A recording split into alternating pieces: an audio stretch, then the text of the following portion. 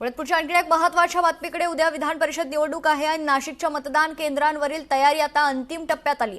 9 मतदान केंद्रांवर मतदानाची प्रक्रिया पार पडणार आहे। त्याचा आढावा घेतलाय लोकशाही मराठीचे प्रतिनिधी महेश महाले यांनी। पाहूयात।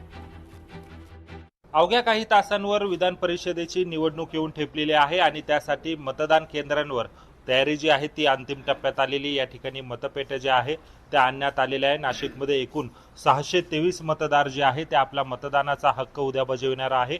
एकूण 9 केंद्रांवर ही मतदानाची प्रक्रिया जी आहे ती पार पडणार आहे। नाशिकमध्ये जर बघितलं तर अत्यंत चुरशीची अशी ही निवडणूक आहे। खरं तर महायुतीचे उमेदवार नरेंद्र दराडे यांच्यासमोर गोकुळ गीते यांनी आव्हान उभं केलेलं होतं। त्यानंतर त्यांच्या माघारीसाठी देखील प्रयत्न घेण्यात आले आणि त्यांनी शेवटी खरं तर या निवडणुकीचा प्रचार थांबवलेला आहे। पण अद्याप देखील नरेंद्र दराडे यांना पाठिंबा दिल्याचे उद्गार जे आहे ते त्यांनी काढलेले नाही। त्यामुळे एकूणच या निवडणुकीकडे संपूर्ण राज्याचं लक्ष लागलेलं आहे आणि उद्या या मतदानाची प्रक्रिया पार पडणार आहे। त्यामुळे एकूणच या निवडणुकीमध्ये काय निकाल हाती येतो हे देखील पाहणं महत्त्वाचं ठरणार आहे।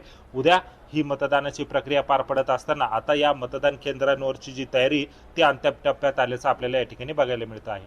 महेश महाले, लोकशाही मराठी। लोकशाही मराठी ऐका, पहा, जागरूक रहा।